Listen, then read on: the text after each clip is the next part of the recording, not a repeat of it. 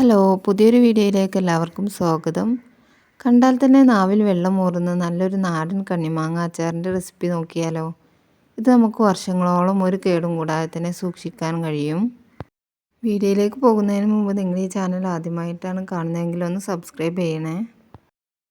ആദ്യം കണ്ണിമാങ്ങ നന്നായിട്ട് കഴുകി അതിലെ വെള്ളമെല്ലാം ഒന്ന് തുടച്ചെടുക്കണം.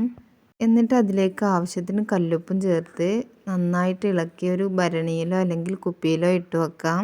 കണ്ണിമാങ്ങ അതിലെ വെള്ളമെല്ലാം വറ്റി നന്നായിട്ട് ചുരുങ്ങി വരുന്നത് വരെ ഒന്ന് കാത്തിരിക്കണം. അതിന് 2 ആഴ്ചയോളം സമയമെടുക്കും. ഇതിപ്പോൾ 2 ആഴ്ച കഴിഞ്ഞു. മാങ്ങയെല്ലാം നന്നായിട്ടൊന്ന് ചുരുങ്ങി വന്നിട്ടുണ്ട്. ഇനി ഇതിൽ നിന്ന് മാങ്ങ മാത്രം വേറെയും വെള്ളം വേറെയും ആക്കി വേർതിരിക്കാം. ഉപ്പിൽ നിന്നും മാങ്ങയിൽ നിന്നും എല്ലാം ഇറങ്ങിയ വെള്ളമാണ് ഈ കാണുന്നത്. ഇത് നമുക്കൊരു പാത്രത്തിലേക്ക് മാറ്റാം. കണ്ടില്ലേ, നമ്മുടെ മാങ്ങയെല്ലാം നന്നായിട്ട് ചുരുങ്ങി വന്നിട്ടുണ്ട്. ഇനി നമുക്ക് അച്ചാറിടാൻ തുടങ്ങാം. ഇനി അച്ചാറിടുന്ന പാത്രത്തിലേക്ക് 3 ടേബിൾ സ്പൂൺ നല്ലെണ്ണ ഒഴിച്ചു കൊടുക്കുന്നുണ്ട്. എള്ളെണ്ണ. എണ്ണ ചൂടാവുമ്പോൾ അതിലേക്ക് 2 ടേബിൾ സ്പൂൺ എരിവുള്ള മുളക് പൊടിയും 4 ടേബിൾ സ്പൂൺ കാശ്മീർ ചില്ലിയും ചേർത്ത് കൊടുക്കണം. കാശ്മീർ ചില്ലി ചേർത്താൽ നമ്മുടെ അച്ചാറിന് നല്ല കളറും കിട്ടും, അധികം എരിവുണ്ടാവുകയുമില്ല. ഈ വീഡിയോ നിങ്ങൾക്ക് ഇഷ്ടമാണെങ്കിൽ ഒന്ന് ലൈക്ക് ചെയ്യണേ. കൂടാതെ നിങ്ങളുടെ ഫ്രണ്ട്സിനും ഫാമിലിക്കും ഒന്ന് ഷെയറും കൂടി ചെയ്ത് കൊടുക്കണം.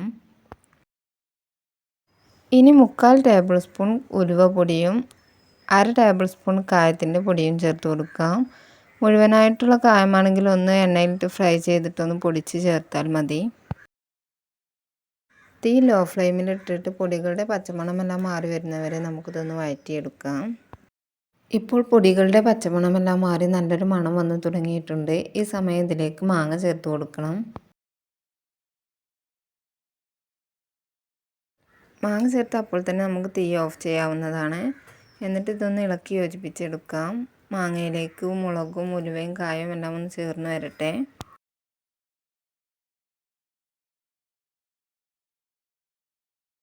ഇനി നേരത്തെ മാങ്ങയിൽ നിന്ന് മാറ്റി വെച്ച വെള്ളം ഇതിലേക്ക് ചേർത്ത് കൊടുക്കാം. വേറെ എക്സ്ട്രാ വെള്ളമൊന്നും ചേർത്ത് കൊടുക്കരുത്. ഇങ്ങനെ ആയാൽ നമുക്ക് എത്ര വർഷത്തോളം വേണമെങ്കിലും ഈ മാങ്ങ അച്ചാർ ഒരു കേടും കൂടാതെ തന്നെ സൂക്ഷിക്കാൻ കഴിയും. ഇനി ഇതിലേക്ക് 4 ടേബിൾ സ്പൂൺ കടുക് ഒന്ന് ക്രഷ് ചെയ്ത് ചേർത്ത് കൊടുക്കുന്നുണ്ട്. കടുക് അധികം പൊടിയാതെ ഒന്ന് ക്രഷ് ചെയ്ത് ചേർത്ത് കൊടുത്താൽ മതി.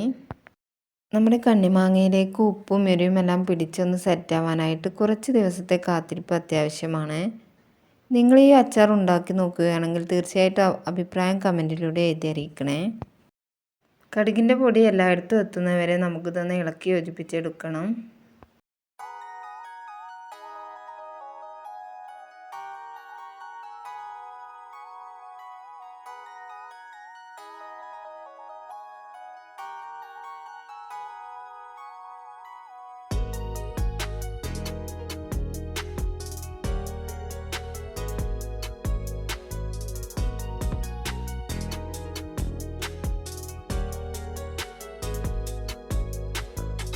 നമ്മുടെ കണ്ണിമാങ്ങ അച്ചാർ ഇവിടെ സൂപ്പറായി റെഡിയായി വന്നിട്ടുണ്ട്.